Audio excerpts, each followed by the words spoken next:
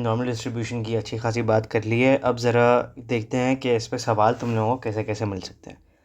देखो, पहले टाइप का सवाल जो है ना आपका फॉरवर्ड वर्किंग है, ये बिल्कुल स्ट्रेट अप सवाल होगा। इसमें तुम्हें इसने क्वेश्चन में जो है ना, जैसे अगर मैं पास पेपर के क्वेश्चन तुम लोगों को दिखाऊँ, तो देखो तुम लोग को उसने कोई ना कोई सिनेरियो बना के दिया हुआ होगा।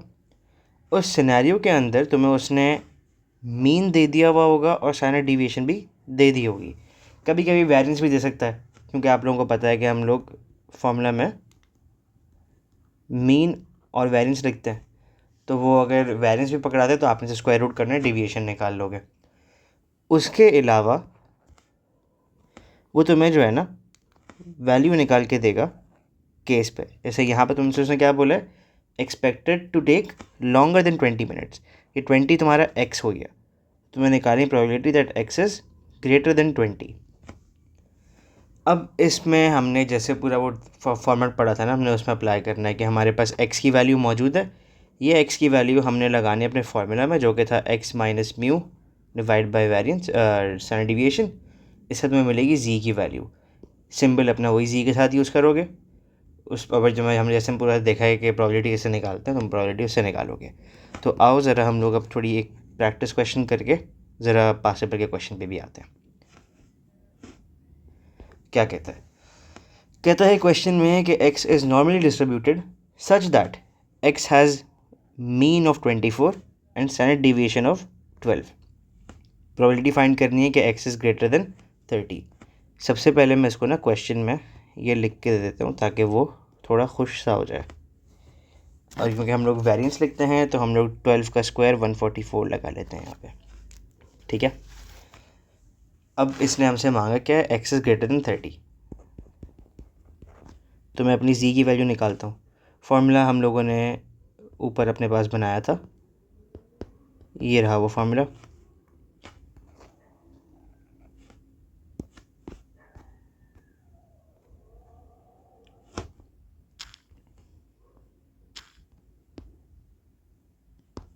x minus mu divide by standard deviation.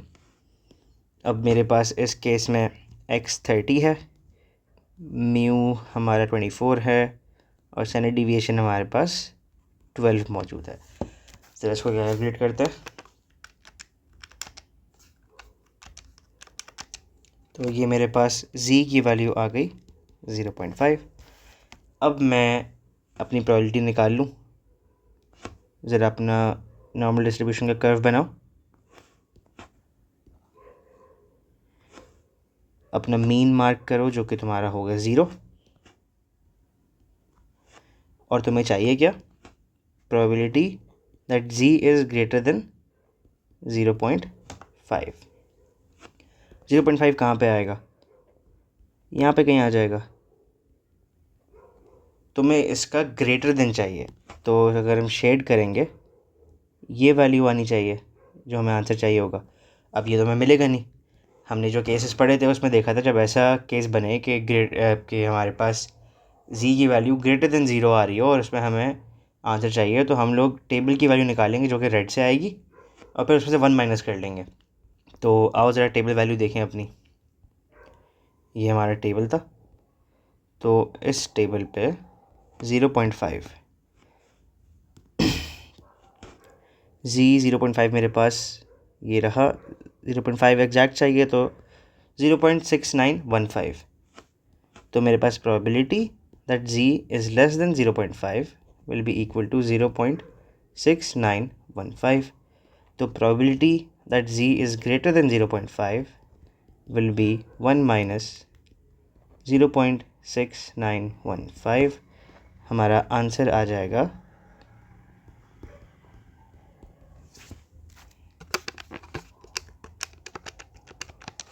मैं वैल्यू सही लिया ना भाई, हाँ बिल्कुल सही लिया। आंसर हमारा बन जाएगा 0.3085। ठीक है, ये हमारा पहला पार्ट डन हो गया इस क्वेश्चन का। और सेकंड पार्ट पर चलें। सेकंड पार्ट कह रहा है प्रोबेबिलिटी बताओ कि x is less then 20। Again सबसे पहले हम लोगों ने अपने x की वैल्यू को यूज़ करके z वैल्यू निकालनी है। तो हो जाएगा 20 माइनस मीन हमारा 24 है और स्टैंडर्ड डिविएशन हमारे पास 12 है। तो z की वैल्यू हमारी आ जाएगी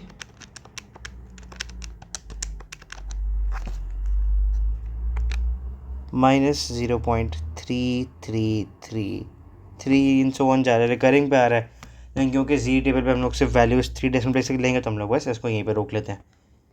तो मेरी जो प्रोबेबिलिटी निकालने की बनेगी ना z के केस में, वो बनेगी probability that z is less than -0.333। Again जाओ अपना तुम नॉर्मल डिस्ट्रीब्यूशन का कर्व बनाओ, 0 मार्क करो, तुम्हें चाहिए है -0.333 और इसका भी ये मांग रहा है लेस देन, हाँ लेस देन मांग रहा है। तो ये तुम्हारा आंसर है। अब तुम्हें पता है कि ये इतनी छोटी वैल्यू तो मिलती नहीं है, तो हम इसको निकालने के लिए फ्लिप कर लेंगे, हम इसका 0.333 की वैल्यू निकालेंगे कि उसका जो ये मेजॉरिटी हिस्सा बनता है उसका 1 माइनस हमें यहाँ मिलेगा, तो हम वो निकाल लेते हैं। तो प्रोबेबिलिटी फाइंड करेंगे हम किस चीज़ की, that z is greater then 0.333, तो वो आएगी हमारे पास 0.3, सेकेंड डेसिमल भी हमारा 3, तो ये आ रहा है 0.6293।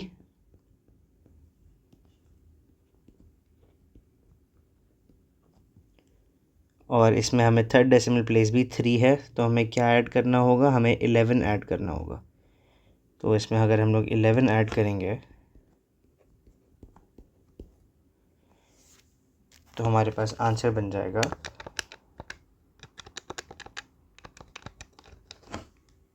0.6282। ठीक है,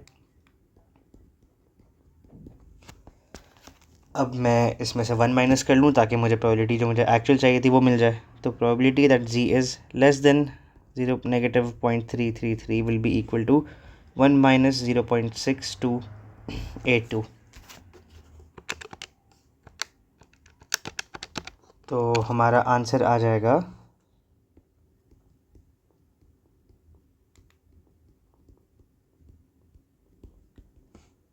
0.3718।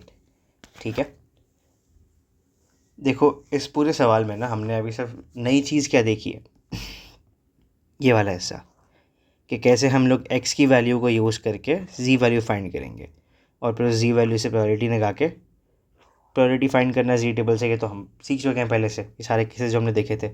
अब इन्हीं केसेस में सवाल बनेगा, इसके अलावा सवाल नहीं आएगा। एक और क्वेश्चन देखो, यहाँ क्या बता रहा है, नॉर्मल डिस्ट्रीब्यूटेड है जिसका मीन 34 है और स्टैंडर्ड डिविएशन 15 है, तो 15 का स्क्वायर हमारा 225 आ जाएगा। अब हमें लगानी है probability that x is less then 38। z value find करोगे,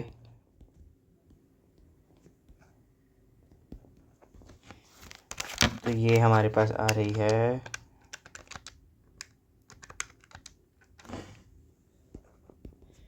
0.2667, और जब मैं इसमें प्रोबेबिलिटी लगाऊंगा तो वो आ जाएगा probability that z is less then 0.2667, ऐसे ही आएगा।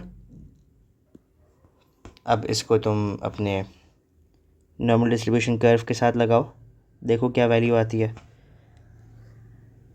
ये तुम्हारा 0 आएगा यहाँ पे, 0.2667 इस तरफ कहीं आ जाएगा, तो मैं इससे लेस देन चाहिए। लेस देन निकालने के लिए ये पूरा एरिया जो है शेड होगा, ये तो बेसिक केस था एज इट इज़ वाला जो हमने देखा था। तो as it is table apply करते हैं, आ जाओ।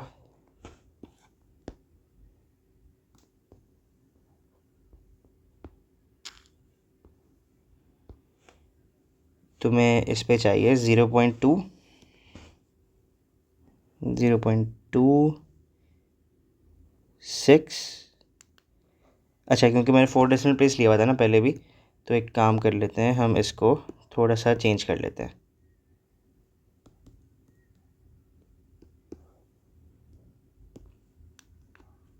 टू सिक्स सेवन हो जाएगा, क्योंकि ये 0.26666 रिकरिंग था ना, तो वो आगे 7 एंड में आना है, तो हम इसको 3 dp पे कर लेते हैं।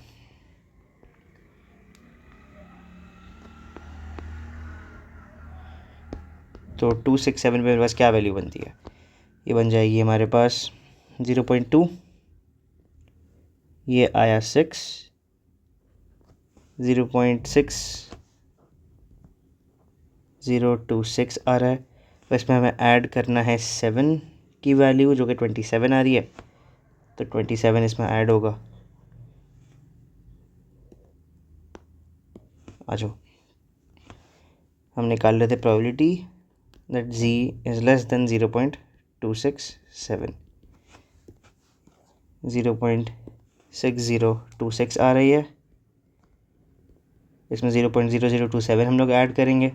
अच्छा, ये ऐड करने का तरीका तो हम लोगों को समझ में आया है, क्योंकि उसने 27 लिखा था ना, तो हम लास्ट डिजिट से शुरू करेंगे लिखना, फिर बाकी जगहों पे 0 आ जाएगा।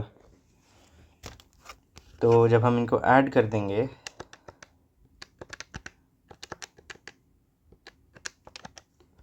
तो हमारा आंसर बन रहा है 0.6053।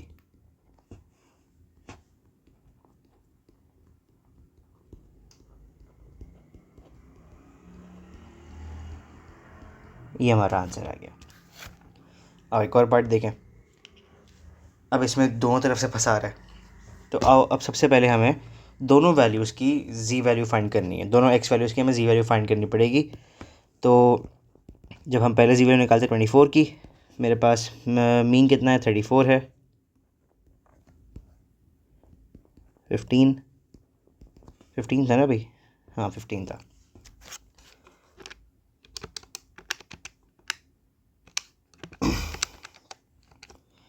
ये आ रहा है -0.667, और 30 पे आ रहा है हमारे पास -0.267। हाँ सही है। अब आगे चलें,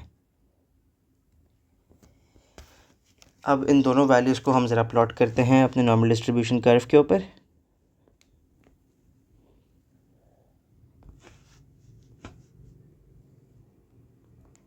ये रहा 0, -0.267 पहले आ जाएगा, और -0.667 उसके बाद आएगा। हमें इन दोनों की बीच की वैल्यू चाहिए है, तो ये हमारा आंसर है। अब इसको ढूंढने कैसे भाई, ये वाला केस याद करो, हमने देखा हुआ है ऊपर, दोनों वैल्यूज़ नेगेटिव में हो तो क्या करना चाहिए। तो हमने बोला था सबसे पहले तुम इस पूरे को पॉजिटिव में ले जाओ, पॉजिटिव में लेके जाओगे तो तुम एक निकालना है अपने, जैसे अभी -0.12 था ना और -0.35 था, तो तुम पॉजिटिव ले जाने के बाद -0.12 का निकालोगे तुम्हें ये आंसर मिलेगा, -0.35 का निकालोगे तुम्हें ये पूरा आंसर मिलेगा, दोनों को माइनस करवा दोगे एज इट इज़ वैल्यू आ जाएगी। तो आओ ट्राई करते हैं।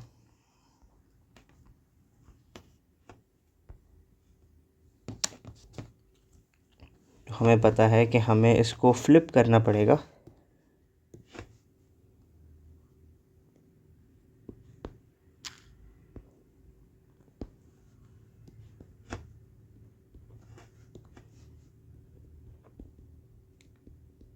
टू सिक्स सेवन यहाँ पर आएगा और 0.667 यहाँ पे आ जाएगा, और इसका आंसर मिलना इज़ द सेम एज़ दोनों नेगेटिव्स का आंसर मिलना।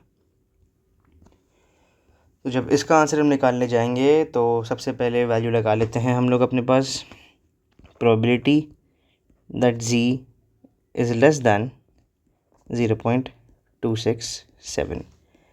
ये जब निकालोगे तो अगर हमने ऊपर ही एज इट इज़ वैल्यू निकाली है तो इसी को ले लेते हैं, यह आ जाएगी 0.6053, क्योंकि मैंने ये निकाली हुई है ना ऊपर, मैं इसको एज इट इज़ रख रहा हूँ। लेकिन चलो अगर हम वापस से भी निकालने जाते तो यही पूरी वर्किंग हमारी कॉपी हो रही होती।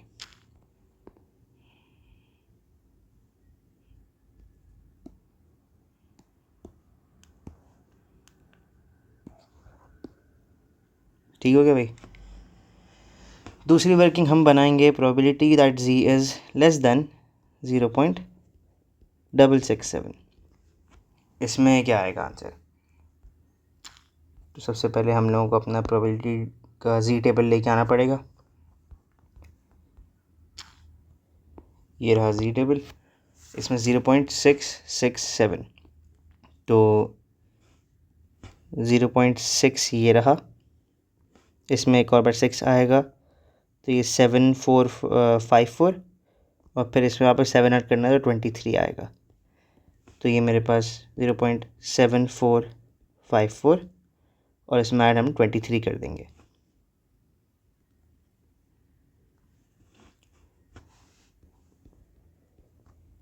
अब इन वैल्यूज़ को ऐड करो।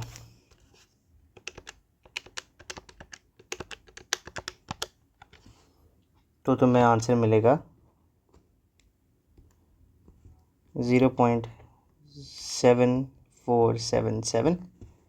तो probability that z is less than 0.667 will be equal to 0.7477। तो आखिरकार हम अपने आंसर के करीब आ गए। दोनों की कंबाइंड प्रोबेबिलिटी जो निकलेगी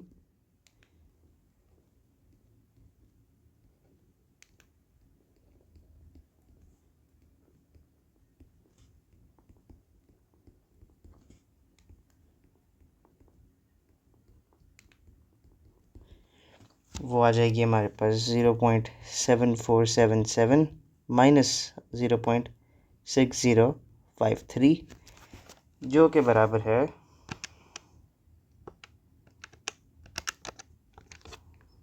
0.1424 के। क्लियर है क्या? टाइप 1 के सवाल यकीन करो ऐसे ही आते हैं, एग्जैक्ट वर्ड टू वर्ड सवाल ऐसे ही होगा, बस वो सिनेरियो चेंज कर देगा तो उस पर सवाल थोड़ा आगे पीछे होता है, बाकी चीज़ें सेम टू सेम होती हैं। जैसे इस क्वेश्चन में देखो क्या कहता है, कह रहा है भाई कि the time taken by students to get up in the morning can be modelled by normal distribution with the mean as 26.4 minutes, ये मीन आ गया, और स्टैंडर्ड डिविएशन 3.7 मिनट्स। ठीक है, तो even before beginning the question let's do one thing कि हम लोग इसको मैथ्स की ज़बान में लिख लेते हैं। मीन इसने बताया 26.4 और स्टैंडर्ड डिविएशन 3.7 है, तो इसका वेरिएंस हो जाएगा 3.7 का स्क्वायर, जो कि आ जाएगा 13.69। ठीक है, आओ अब आगे चलते हैं। पार्ट 1 में क्या कह रहा है? पार्ट 1 में वो कहता है कि for a random sample of 350 students, ठीक है, find the number who would be expected to take longer than 20 minutes to get up in the morning। अब ये कैसे किया जाए भाई? क्या लगता है? वीडियो यहाँ पे रोको और ज़रा खुद कोशिश करो इसको सॉल्व करने की। As it is steps apply होंगे जो तुम लोग अभी ऊपर सीखते हुए आए हो। ओ भाई, तुम्हें चाहिए क्या प्रोबेबिलिटी? किस चीज़ की निकालनी है तुम्हें? सबसे पहले कि इसने बोला है कि longer than 20 minutes, greater than 20 की बात कर रहा है।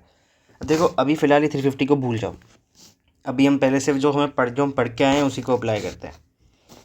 तो जब अप्लाई करने जाओगे सबसे पहले जी की वैल्यू निकालोगे, तो वो आ जाएगा 20 माइनस 26.4 डिवाइडेड बाय 3.7। तो जी की वैल्यू आपको मिल जाएगी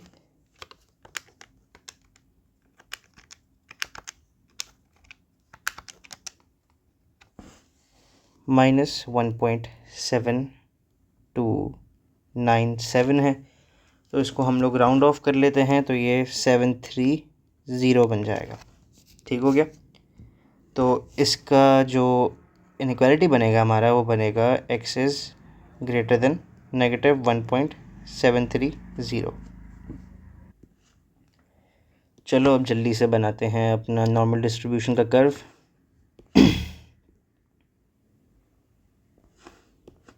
सेंटर पे 0 मार्क कर दो।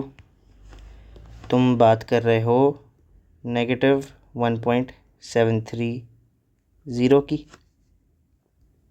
और इसने बोला है कि वैल्यू कौन सी होनी चाहिए, ग्रेटर देन होनी चाहिए भाई, ग्रेटर देन की वैल्यू चाहिए आपको। तो याद करो तुमने जो केसेस पढ़े थे, क्या ये बिल्कुल ये वाला केस नहीं है, नेगेटिव पे ग्रेटर देन कह रहा है, तो इसको हम लोग उल्टा करते थे और एज इट इज आंसर निकालते थे, है ना भाई। तो आओ उस चीज़ को अप्लाई करें इस क्वेश्चन पे। तो मैं कह दूंगा कि यार probability that x is greater then -1.73 जी है, सॉरी ये जी की बात चल रही है हमारी, will be equal to probability that z is less than 1.73। तो जब हम इसको निकालने जाएंगे इस वैल्यू को, तो हमारे पास आंसर आ जाएगा, टेबल ले आते हैं भाई। तो 1.73 की वैल्यू चाहिए हमें, तो 1.7 हमारा ये रहा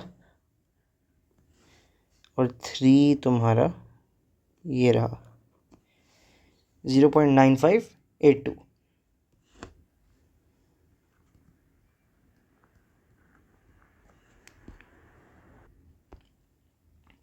अच्छा, अब देखो प्रोबेबिलिटी आ गई है, लेकिन उसने तुमसे मांगे थे द नंबर ऑफ़ स्टूडेंट्स। अब तुम्हें ये चीज़ अप्लाई करनी है 350 पे, कि 350 का 0.9582 कितना होता है। तो आओ उसको, जब तुम सिंपल सिंपल से एक काम करना यहाँ तक पहुँचने के बाद, कि 350 में 0.9582 को मल्टीप्लाई करना और देखना तुम्हें वैल्यू क्या मिल रही है। वैल्यू आपको मिलती है 335.37। अब देखो क्योंकि ये नंबर ऑफ़ स्टूडेंट्स की बात करें तो हम डेसिमल में आंसर नहीं देंगे इसको, हम इसको आंसर अपना दे देंगे 335 स्टूडेंट्स। ठीक हो गया। सेकंड पार्ट देखो, सेकंड पार्ट में क्या कहता है। सेकंड पार्ट में तुम्हें वो बता रहा है कि very slow students are students whose time to get up is more than 1.645 standard deviations above the mean.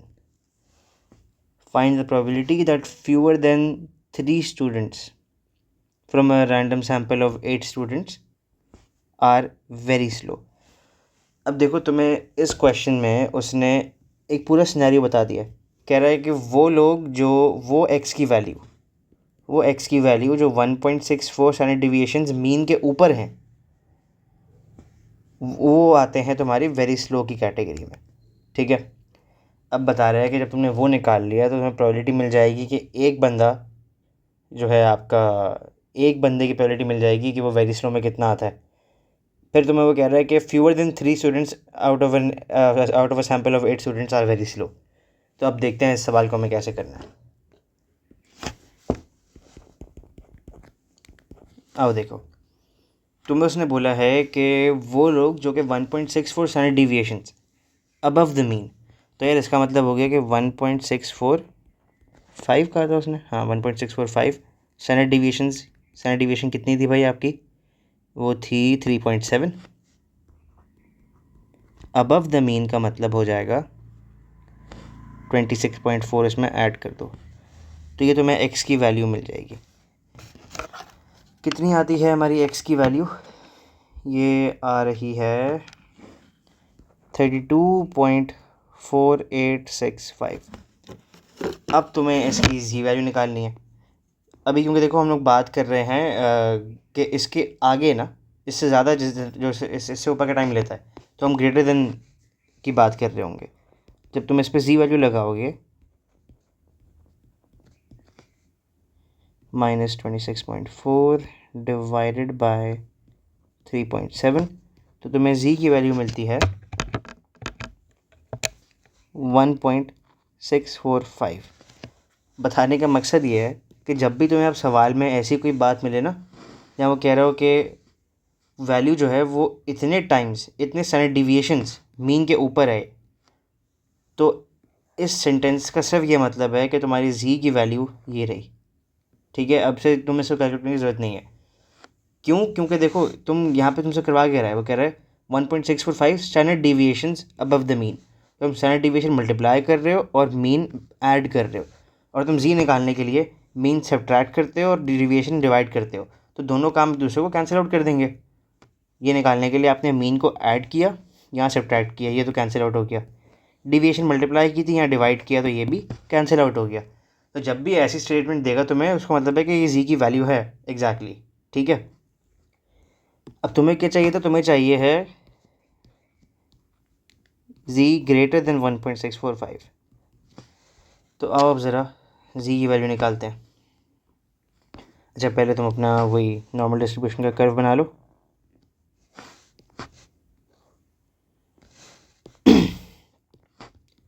Zero आया, ये आया हमारा 1.645।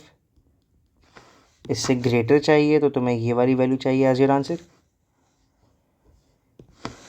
ये निकालते हैं तो 1.6, ये रहा 4, ये रहा, तो ये आ रहा है हमारे पास 0.9495, जिसमें हमें ऐड करना है 5 को। 64 हो गया, 5 ऐड करेंगे तो 5 ऐड करने पे 5 ही ऐड हो जाएगा।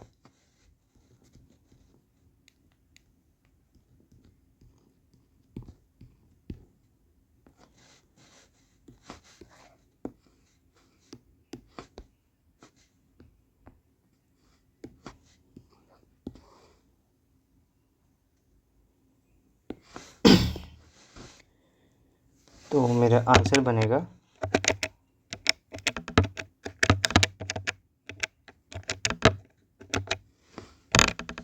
0.95।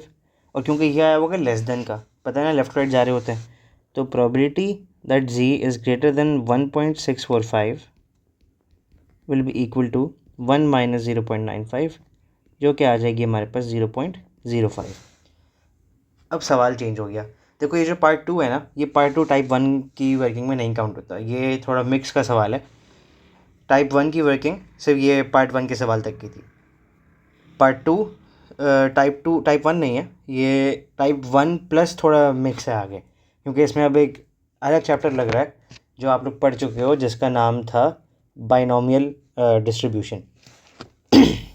अब देखो, तुम्हें उसने बोला था कि हम निकाल के रहे हैं 3 students from a random sample of 8 are very slow. तो वेरी स्लो कौन थे, जो इससे ज़्यादा टाइम ले रहे होंगे, इनकी प्रोबेबिलिटी इतनी है। तो अब इस सवाल के लिए जो है ना, ये वैल्यू मेरी बन जाएगी सक्सेस रेट, और ये मेरा बन जाएगा फेलियर रेट, क्योंकि ये लोग वेरी स्लो में नहीं आते और ये लोग वेरी स्लो में आते हैं। ये बात समझ में आ रही है? तो अगर अब मुझे निकालना हो कितने बोले इसने, फ्यूअर देन 3। फ्यूअर देन 3 का मतलब हो गया कि x इक्वल्स टू 0 हो, x इक्वल्स टू 1 हो, या x इक्वल्स टू 2 हो। तो probability that x is less than 3 will be equal to probability that x equals to 0 plus probability that x equals to 1 plus probability of x equals to 2। ये हमें निकालना है, ये हमने निकाल लिया तो हमारा काम पूरा हो जाएगा। आओ इसको कैलकुलेट कर लें। तो x इक्वल 0 पे मेरे पास आ जाएगा हमारा NC0, सॉरी 8C0, 0.05 की पावर 0 और q की पावर 0.95। लगा लेते हैं इसको यार। 8C0 खैर जो कि 1 ही बनता है, तो फेलियर रेट की पावर 8 प्लस 8C1, सक्सेस की पावर 1, फेलियर की पावर 7 प्लस 8C2 आ जाएगा, सक्सेस रेट की पावर 2, फेलियर रेट की पावर 6। इसको हम लोग लिख लेते हैं एक ही लाइन में।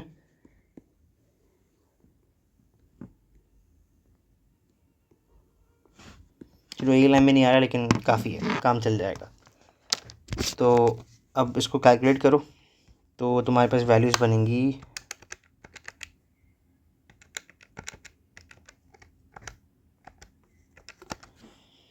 ये आ जाएगा 0.6634 प्लस ये 8C1 0.05 की पावर 1 और 0.95 की पावर 7, ये आ रहा है हमारे पास 0.2793 प्लस 8C2 0.05 की पावर 2 0.95 की पावर 6, जो कि आ रहा है 0.0515 हो जाएगा राउंड ऑफ करके। अब इस पूरे को तुम ऐड कर लो।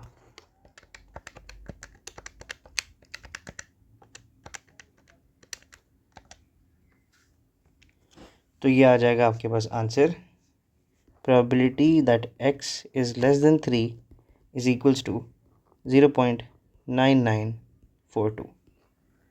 ठीक है, जो लास्ट पार्ट करवाया ये टाइप 1, प्योर टाइप 1 नहीं है, ये कह लो कि टाइप 1 का सबसे मुश्किल सवाल कह सकते हो इसको, one of the most difficult questions, क्योंकि इसमें इसने टाइप 1 तो पूछा है लेकिन टाइप 1 थोड़ा घुमा के पूछा। पहली बात, तुमने प्रोबेबिलिटी निकाल ली, यहाँ तक पहुँच गए, वेरी गुड, लेकिन अब इसके आगे से तुम्हें इसको लिंक करना था बायनॉमियल डिस्ट्रीब्यूशन से। ये सवाल जो 4 मार्क का है ना, तुम्हारे पास यहाँ तक का काम करने के तुम्हें कितने मार्क्स मिल रहे हैं भैया? रुको MS पे चेक कर लेते हैं। हाँ जी, तो मैंने MS पे चेक किया, MS पे तुम्हें इस पूरे काम करने के 2 मार्क वो दे रहा है, तो 2 मार्क बायनॉमियल के थे, 2 मार्क नॉर्मल के थे। ठीक हो गया, यहाँ पे हमारा टाइप 1 कवर हो जाता है कंप्लीट। अच्छी खासी प्रैक्टिस भी कर ली है हमने इसकी। अब हम आगे बढ़ते हैं टाइप 2 की तरफ।